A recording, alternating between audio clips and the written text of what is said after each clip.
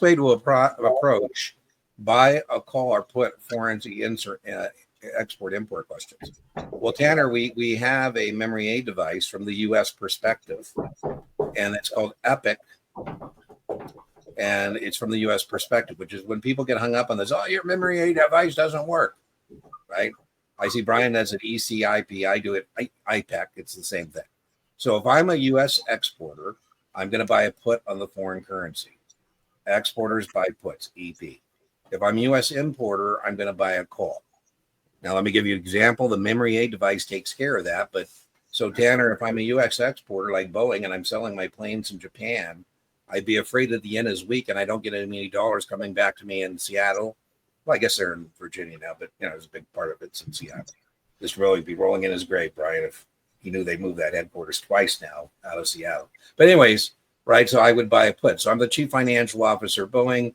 You're the CEO. You said, Dean, we're getting killed in the spot market, the current market and exchange rates.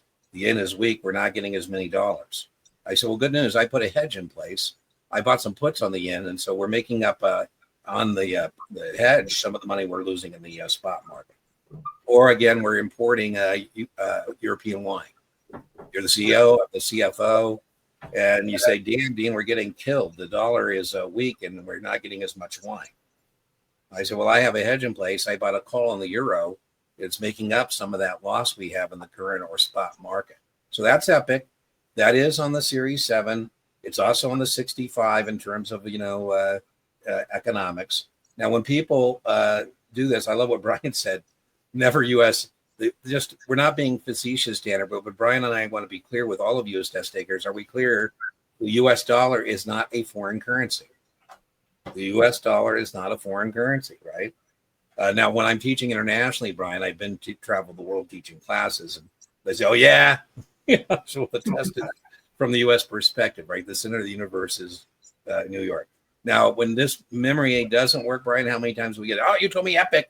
It doesn't work here. I said, well, we told you that was for U.S.-based companies. It's the opposite, Tanner, if you're an international company offshore, right? If I'm a Japanese stereo manufacturer and I'm selling my product in the U.S., what am I afraid of, right?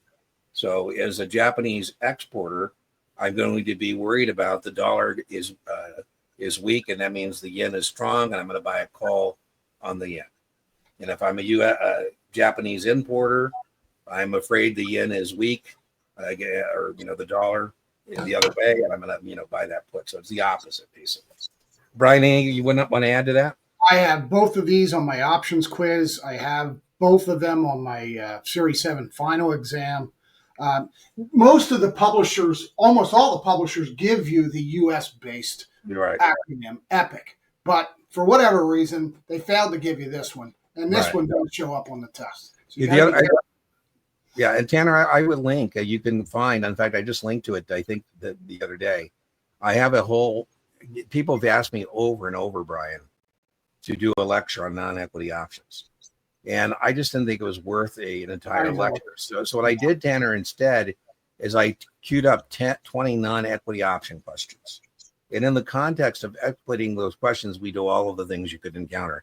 The other thing I would say to you, Tanner, is remind yourself that this is low probability. You will probably get one, maybe two, but the vast majority of your option questions are going to be equity options, not non-equity options. So just don't go down any rabbit holes on indexes and foreign currencies and, yield-based options and leaps. I mean, they're there, but, well, it's tomorrow, Sydney.